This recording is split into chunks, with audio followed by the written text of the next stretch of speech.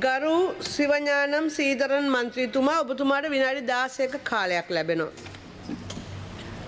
கௌரவ தலைமை தாங்கும் உறுப்பினர் அவர்களே, இன்றைய தினம் யாழ்ப்பாண மாவட்டத்தினுடைய மிக முக்கியமாக செம்மணியிலே நடைபெறுகின்ற மனித அவலங்கள் தொடர்பிலும், செம்மணியிலே மனித புதைகுழிகள் தோண்டப்பட்டு இன்றோடு அந்த வேலை திட்டங்கள் நிறுத்தப்பட்டிருக்கிற சூழ்நிலையில் அவை தொடர்பான விடயங்களை இந்த சபையிலே கொண்டு வர வேண்டிய ஒரு சூழ்நிலையை நான் இந்த இடத்திலே பதிவு செய்து கொள்கிறேன்.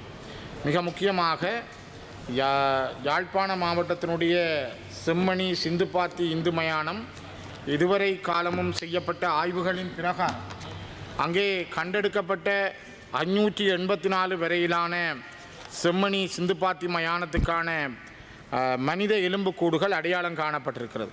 அவ்வாறு அடையாளம் காணப்பட்ட மனித எலும்புக்கூடுகள் தொடர்ந்து ஆய்வுக்குட்படுத்தப்படுமா இல்லையா என்பது இந்த அரசாங்கத்தினால் இன்னும் உறுதியாக கூறப்படவில்லை.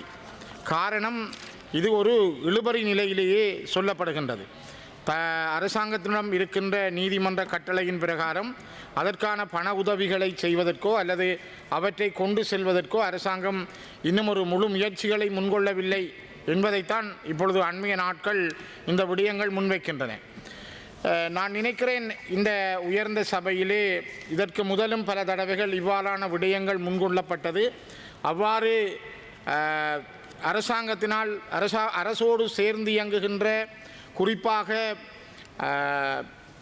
மனித உரிமைகள் ஆணைக்குழு, இலங்கையினுடைய மனித உரிமைகள் ஆணைக்குழு இந்த விடயத்தை கையிலே எடுத்திருந்தது. அவர்கள் இந்த விடயம் தொடர்பாக ஏற்கனவே ஒரு ஆய்வுகளை 2003ஆம் ஆண்டுகளிலே மேற்கொண்டிருந்தார்கள். அந்த ஆய்வுகள், அவர்கள் செய்யப்பட்ட விடயங்கள் சரியான முறையில் மக்களை கொண்டு சென்றதோ அல்லது அரசாங்கம் அதனை கை கொண்டதோ இல்லை. குறிப்பாக 2003ஆம் ஆண்டு அக்டோபர் மாதத்திலே report of the committee on disappearance in the Jaffna region of the human rights commission of Sri Lanka இவர்களால் இந்த ஆய்வு நிலைமைகள் மேற்கொள்ளப்பட்டது. இதிலே ஒரு குழு அமைக்கப்பட்டது. அந்த நேரத்தில் இருந்த முன்னாள் அரசாங்க அதிபர் டாக்டர் தேவனேசன் நேசையா தலைவராக கொண்டு மிஸ்டர் KH கமிலஸ் பெர்னாண்டோ மற்றும் Jezima Ismail, MCM Iqbal, national coordinator of the capacity building project and secretary to the committee on disappearance, இவர்கள் இந்த 4 பேரும் இணைந்து யாழ்ப்பாண மண்ணிலே பல ஆய்வுகளை அவர்கள் 98கள் 95ஆம் ஆண்டுகளிலே அவர்கள் மேற்கொண்டிருந்தார்கள். இவ்வாறு 327 முறைப்பாடுகளை அவர்கள் ஆய்வு செய்து காணாமல் ஆக்கப்பட்ட பல பேருடைய குறைந்தது 281 பேருக்கு மேற்பட்டவருடைய விவரங்களையும் செம்மணியோடு தொடர்புபடுத்தி அவர்கள் வெளியிலே கொண்டு வந்திருந்தார்கள். அந்த அறிக்கை இப்பொழுதும் கிடப்பிலே போடப்பட்டிருக்கிறது. குறிப்பாக அரசாங்கம் அது பற்றிய ஒரு சரியான நேர்த்தியான விடயங்களை கையாளவில்லை என்ற சந்தேகம் இப்பொழுதும் மக்களிடம் இருக்கின்றது. தொடர்ச்சியாக நடைபெற்ற செம்மணியினுடைய ஆய்வுகளின்படி 584க்கு மேற்பட்ட மனித எண்புக்கூட்டு தொகுதிகள் இதுவரை அடையாளம் காணப்பட்டிருக்கிறது. அது யார் என்று சொல்லப்படவில்லை, ஆனால் முழுமையாக பெறப்பட்டிருக்கிறது. அதே நேரம் அந்த மனித எலும்புக்கூட்டு தொகுதிகளுக்கு அப்பால் 57க்கு மேற்பட்ட கூட்டாக எடுக்கப்பட்ட எலும்புக்கூட்டு தொகுதிகளும் உண்டு. இவ்வாறு கிட்டத்தட்ட 600க்கு மேற்பட்டவர்களுடைய மரணங்களை மையமாக வைத்து இந்த எலும்புக்கூட்டு தொகுதிகள் அடையாளம் காணப்பட்டிருந்தாலும் கூட அவை இதுவரை வெளியிலே கொண்டு வரப்படவில்லை. காரணங்கள் சரியாக சொல்லப்படவும் இல்லை. மன்னிக்க வேண்டும். குறிப்பாக இந்த மனித எலும்புக்கூட்டு தொகுதிகளுக்கான ஆய்வுகள் நீதிமன்ற கட்டளையோடு 3வது கட்டம் நிறைவு பெற்றிருக்கிறது. கடந்த 19ஆம் தேதி 3வது கட்டம் நிறைவுக்கு வந்திருக்கிறது. நான் நினைக்கிறேன் செப்டம்பர் 30ஆம் தேதி, வருகிற செப்டம்பர் 30ஆம் தேதி பேராசிரியர் ராஜ் சோமதேவா கழனியினுடைய முன்னாள் பேராசிரியர் அவரிடம் இந்த அங்கு எடுக்கப்பட்ட சில தடய பொருட்கள் தொடர்பான அறிக்கையை தருமாறு கேட்டிருக்கிறார்கள். அதே நேரம் வருகிற அக்டோபர் 14ஆம் தேதி திறந்த நீதிமன்றத்தில் இந்த வழக்கு எடுக்கப்படவும் இருக்கிறது. ஒரு கட்டமாக முதலிலே 9 நாட்களும், பிறகு இரண்டாவது கட்டமாக 45 நாட்களும், மூன்றாவது கட்டமாக 56 நாட்களுமாக 110 நாட்கள் செம்மணியிலே இந்த ஆய்வு மேற்கொள்ளப்பட்டது. இவ்வாறு செம்மணியிலே எடுக்கப்பட்ட இந்த ஆய்வுகளின் பிரகாரம்தான் 583 மனித எலும்புக்கூட்டு தொகுதிகளும் குவியலாக 51 குவியல்களும் எடுக்கப்பட்ட விடயங்களாக அங்கு காணப்படுகிறது.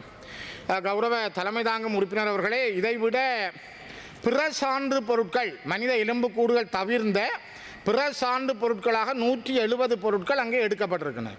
அவை தொடர்பாகத்தான் பேராசிரியர் ராஜ் சோமதேவா அவர்களும் அவருடைய குழுவினரும் அந்த ஆய்வுகளை மேற்கொள்கின்றார்கள். இந்த இடத்தை சென்று பார்ப்பதற்கு அண்மையிலே ஐரோப்பிய யூனியனுக்கு அரசாங்கம் அனுமதி வழங்கியிருந்தது. ஆனால் போன வாரம் கனடாவினுடைய தூதுவரும் குழுவினரும் சென்று அதனை பார்வையிடுவதற்கு அரசாங்கம் மறுத்திருக்கிறது. ஆஸ்திரேலியா நாடு பார்ப்பதற்கு கேட்ட பொழுதும் அது இலங்கையினுடைய வெளிநாட்டு அயலுறவுத்துறை அமைச்சினால் தடுக்கப்பட்டிருக்கிறது. ஏன் ஒரு சர்வதேச சமூகத்தைச் சேர்ந்த பிரதிநிதிகள், ராஜதந்திரிகள் பார்ப்பதை நீங்கள் என்னத்திற்காக அதனை தடுக்கிறீர்கள் என்பது எங்களுக்கு ஒரு சந்தேகத்தை தந்திருக்கிறது. குறிப்பாக ஃபாரின் மினிஸ்டரிடம், அயலுறவுத்துறை அமைச்சிடம் ஆஸ்திரேலியா, கனடா 1 மாதங்களுக்கு முதலே அனுமதிக்கு விண்ணப்பித்து தான் அவர்கள் இந்த விடயத்தை கையாண்டிருந்தார்கள். ஆனால் அனுமதி வழங்கப்படவில்லை. அதே நேரம் இந்த இடத்துல இந்த 583 மனித எலும்புக்கூடு தொகுதிகளை தவிர அந்த செம்மணி சிந்துப்பாத்தியினுடைய மதில் பிரதேசத்துக்கு உட்பட்ட இன்னும் வேறு பகுதிகளிலும், வெளிப்பகுதிகள், மதிலை கடந்து வெளிப்பகுதிகளிலும் மனிதர்கள் அடித்து கொல்லப்பட்டு புதைக்கப்பட்டார்கள் என்று இப்பொழுது சிறையில் இருக்கின்ற இராணுவ கோப்ரலான சோமரத்ன ராஜபக்ச அவர்கள் மிக தெளிவாக குறிப்பிட்டிருக்கிறார். ஆனால் அவருடைய சாட்சியங்களை எடுத்து பதிவு செய்து அவரை அங்கே அழைத்து சென்று அந்த இடங்களை அடையாளப்படுத்துமாறு அரசாங்கம் அதை முயற்சிப்பதற்கு பின்னடிப்பதாகவே எங்களுக்கு தெரிகிறது. குறிப்பாக ஒரு பெரிய மனித பேரவலன் நடந்திருக்கிறது. அடித்து கொல்லப்பட்டிருக்கிறார்கள். அவருடைய எலும்புகள் நொறுக்கப்பட்டு கூட்டமாக அவர்கள் தாக்கப்பட்டிருக்கிறார்கள். உங்களுக்கு தெரியும், இந்துக்கள் ஒரு முறை இருக்கிறது, அவர்கள் உடுப்பில்லாமல் தாக்க மாட்டார்கள். அல்லது அவர்கள் தாக்கப்படும் பொழுது திசை இருக்கிறது, அவருடைய தலைகள் தெற்கு திசை வைத்து அந்த திசையின்படி தங்களுடைய வணக்க முறைகளை செய்துதான் அவர்கள் அந்த இடங்களிலே தங்களுடைய உறவுகளின் உடலங்களை அடக்கம் செய்வார்கள். ஆனால் செம்மணி சிந்துப்பாத்தி இந்து மயானத்தை நான் சென்று 2 தடவைகள் நீதிமன்ற கட்டளையின் பிரகாரம் சென்று பார்த்த பொழுது அங்கே பல திசைகளில், அது வடக்காக இருக்கலாம், கிழக்காக இருக்கலாம், அல்லது மேற்காக இருக்கலாம், கூட்டமாக கும்பலாக பல இடங்களிலே இவ்வாறு மனிதர்கள் அடித்து நொறுக்கப்பட்டு எலும்புகள் உடைக்கப்பட்டு தாக்கப்பட்டிருக்கிறார். இதிலையும் குறிப்பாக அங்கே இது கண்டெடுக்கப்பட்ட 583 எலும்புக்கூட்டு தொகுதிகள் அடையாளம் காணப்பட்டவை. அதை விட 50க்கு மேற்பட்ட குவியல்களிலே 50% மேலானவை 12 வயதுக்குட்பட்ட சிறுவர்கள். இந்த 12 வயசுக்குட்பட்ட சிறுவர்களுக்கு என்ன நடந்தது? கௌரவ உறுப்பினர்களை, அவர்கள் இந்த நாட்டினுடைய யுத்தம் செய்தார்களா, ஆயுதம் தூக்கினார்களா? ஏன் அவர்களை இவ்வாறு அடித்து நொறுக்கி எலும்பு துண்டங்களாக தாட்டிருக்கிறார்கள்? ஆகவே இது ஒரு மிக மோசமானது.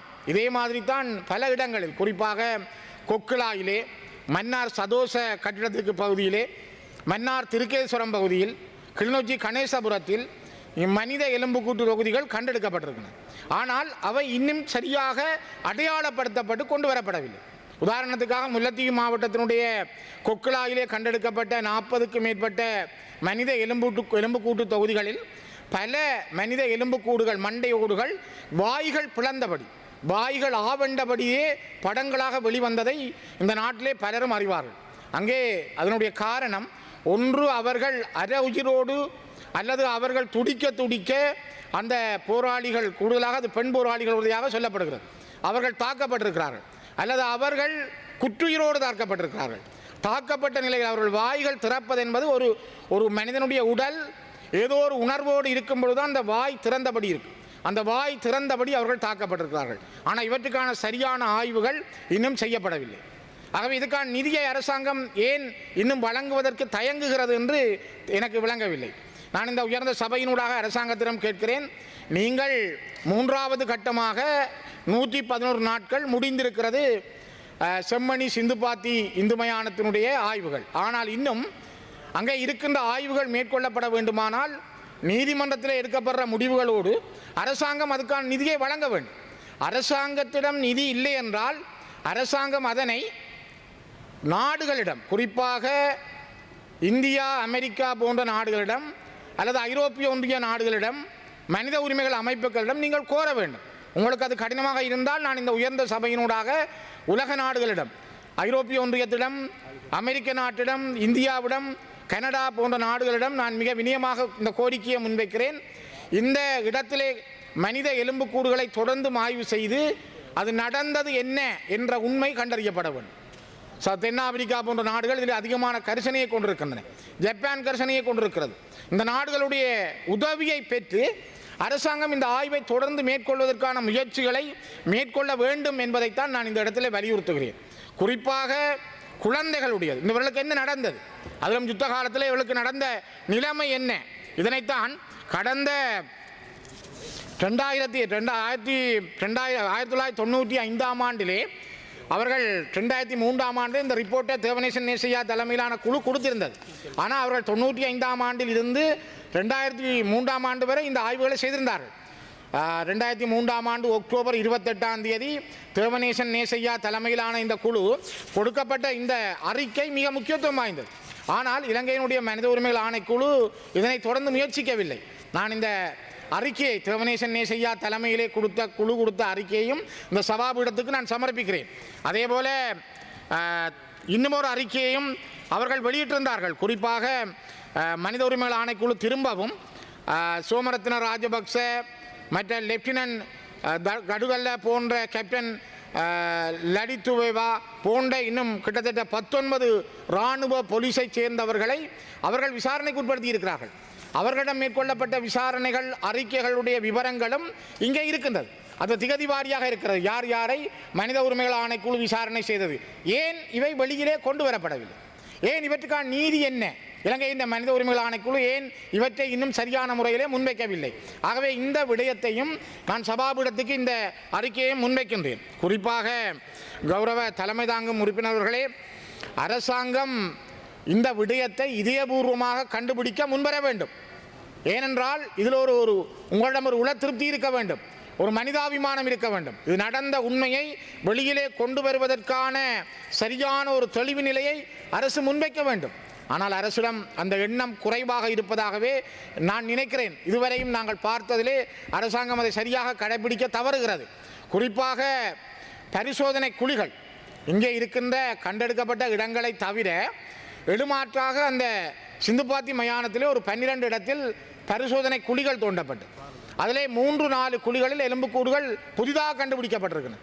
ஆகவே அந்த இடத்தை தவிர அந்த மதிலை தாண்டி வெளி இடங்களிலும் இன்னும் பல இடங்களில் மனித எலும்புக்கூடுகள் இருக்கக்கூடிய வாய்ப்பு அதிகமாகவே இருக்கிறது. சோமரத்ன ராஜபக்ச அவருடைய மனைவியார் ஜனாதிபதிக்கு சமர்ப்பித்த கடிதத்திலேயும் சோமரத்ன ராஜபக்ச எழுதியிருக்கிறார், அந்த இடத்தை தவிர அந்த கோயிலுக்கு முன்னால் இன்னும் பல வயல்வெளிகளில் தன்னால் அடையாளம் காட்ட முடியும் என்று. ஆகவே அவரை அழைத்து சென்று நீதிமன்ற கட்டளையோடு அரசாங்கம் உண்மைகளை வெளியிலே கொண்டு வர, நீதியை நிலைநாட்ட அந்த இடங்களை திரும்பவும் அவர் காட்டுகின்ற இடங்களை ஆய்வுக்குட்படுத்த வேண்டும் என்பதைத்தான் நான் இந்த இடத்திலே குறிப்பிடுகின்றேன். மற்றது குறிப்பாக இவ்வளவு காலமும் அந்த இடத்திலே ஆய்வுகளை மேற்கொள்வதிலே யாழ்ப்பாண மாவட்டத்தினுடைய நீதியரசர்கள், யாழ்ப்பாண மாவட்டத்தினுடைய பல நீதித்துறையோடு சார்ந்தவர்கள், அங்கே வேலை செய்கின்ற பல நிபுணர்கள், அவர்களோடு இணைந்திருக்கின்ற பல பல்கலைக்கழக மாணவர்கள், அங்கே இருக்கின்ற பேராசிரியர் ராஜ் சோமதேவா உட்பட பல பேர் இதற்கான பணிகளை தொடர்ந்தும் தங்களுடைய பல நெருக்கடிகளுக்கு மத்தியில் தொடர்ந்து செய்து வருகிறார்கள். மழை வெயில் பார்க்காமல் அங்கே இருக்கின்ற ஒவ்வொருவரும், நீதிவான் உட்பட பல பேருடைய பணியையும் நாங்கள் இந்த இடத்திலே நன்றியோடு பார்க்கிறோம். குறிப்பாக நான் அரசாங்கத்திடம் ஒரு கோரிக்கையை முன்வைக்கின்றேன். இந்த சாம்பிள் அவர்கள் சொல்கிறார்கள் C14 என்ற அமெரிக்காவுக்கு அனுப்பித்தான் இதனை செய்ய வேண்டும் என்ற ஒரு விளக்கத்தையும் அங்கு இருக்கின்றவர்கள் ஏற்கனவே சதோச மன்னார் போன்ற இடங்களில் இவ்வாறு கண்டெடுக்கப்பட்ட சாம்பிள் மாதிரிகள் அனுப்பப்பட்டு இதுவரை எந்த விடையும் சொல்லப்படவில்லை. ஆனால் மாதிரிகள் என்பது ஒரு 583 எலும்புக்கூடுகள் எடுக்கப்படுற இடத்தில் மாதிரிகளாக 3 அல்லது 4 அல்ல ஒரு 5-6 தான் மாதிரிகளாக போனால் உண்மை வெளியிலே வராது. குறைந்தது அந்த எடுக்கப்பட்ட 583 எலும்புக்கூட்டு தொகுதிகளில் 100க்கும் மேற்பட்டவையாவது வெளியிலே எடுக்கப்பட்டு ஆய்வுக்காக அனுப்பப்பட வேண்டும். அதற்கான நிதியை அரசாங்கம் வழங்க வேண்டும். அரசாங்கத்திடம் இல்லை என்றால் அரசாங்கம் வேறு நாடுகளிடமாவது பெற்று அதனை அந்த நிதியை வழங்குவதன் மூலம்தான் உண்மையை வெளியிலே கொண்டு வர முடியும். அரசாங்கத்திடம் ஒரு நீதி இருக்கிறது. இந்த அரசாங்கம் உண்மைகளை கண்டறிந்து நீதியை நிலைநாட்ட நினைக்கிறார்கள் என்றால் அவர்கள் கண்டிப்பாக இந்த 110 நாட்களும் மிகவும் மோசமாக அடித்து நொறுக்கி கொல்லப்பட்ட தமிழ் மக்களுடைய எலும்பு கூட்டு தொகுதிகள் இருக்கின்ற இடத்தை வெளியிலே கொண்டு வருவதற்கும் அந்த கால நிர்ணயத்தை தீர்மானிக்கக்கூடிய விஞ்ஞானமயப்படுத்தப்பட்ட மாதிரிகளை அல்லது போதிய அளவு அதிகளவு மாதிரிகளை அனுப்பி விஞ்ஞானபூர்வமாக இது வெளியிலே கொண்டு வரப்பட வேண்டும். அவ்வாறு கொண்டு வரப்படுகிற போதுதான் இந்த உண்மைகள் சரியான முறையிலே மக்களுக்கு சென்றடையும். ஆகவே இந்த நாட்டிலே கௌரவ தலைமை தாங்கும் உறுப்பினர் அவர்களே, இந்த நாட்டிலே பாதிக்கப்பட்டவர்கள் தமிழர்கள், கொல்லப்பட்டிருக்கிறார்கள் அவர்கள். கொல்லப்பட்ட தமிழர்களுடைய அந்த உடலங்களும் அவர்களுடைய எலும்புக்கூடுகளும் பல இடங்களில் கண்டெடுக்கப்படுகிறது. ஆகவே நீதியை வழங்க வேண்டியது அரசாங்கத்தினுடைய கடமை. அதனை செய்வதற்கு முதல் தயாராகுங்கள். நீங்கள் அதற்கான நிதியை தேடுங்கள். இதனை விட அண்மையிலே கூட 20 ஆண்டுகளுக்கு முதல் யாழ்ப்பாணம் அல்லப்பட்டியிலே ஜிம் பிரவுன் என்கிற அடிகளார், ஒரு நிமிஷம், ஜிம் பிரவுன் என்கின்ற அடிகளார் அவர் அங்கே அந்த மக்கள் கொல்லப்பட்ட பொழுது அந்த இடத்திலே அருட்தந்தை பங்கு தந்தையாக இருந்தவர். அவர் பண்ணையிலே இராணுவத்தை கடந்து அல்லப்பட்டி சென்ற பொழுது அல்லப்பட்டியிலே இருந்த இராணுவ முகாமில் உள்ளவர்களாலும் அவர்களோடு இருந்த ஒட்டுக்குழுவினராலும் அவர் கைது செய்யப்பட்டு அவர் கொல்லப்பட்டாரா காணாமலாக்கப்பட்டாரா தெரியாது. ஆனால் நேற்றைய தினம் யாழ்ப்பாண மண்ணிலே அவருக்காக அல்லப்பட்டி மண்ணிலே கத்தோலிக்க தந்தையர்கள், கத்தோலிக்க அருட்சகோதரிகள் ஒரு போராட்டத்தை முன்னெடுத்திருக்கிறார்கள். அவர்கள் சமர்ப்பித்த அறிக்கையையும் நான் சபாபீடத்துக்கு தருகின்றேன். அவர்களால் சர்வதேச சமூகத்துக்கு கொடுக்கப்பட்ட ஒரு நிமிஷம் அவர்களால் சர்வதேச சமூகத்துக்கும் அரசாங்கத்துக்கும் வழங்கப்பட்ட இந்த அறிக்கையை நான் இந்த சபாபீடத்துக்கு சமர்ப்பிக்கிறேன். ஆகவே தொடர்ந்தும் மரணங்களுக்கான நீதிகள், எலும்புக்கூடுகளுக்கான நீதிகள் கிடைக்க தயவு செய்து நீங்கள் நடவடிக்கை எடுக்க வேண்டும். அரசாங்கம் இதை நீதியோடு அணுக வேண்டும் என்பதை நான் வினயமாக வலியுறுத்துகிறேன்.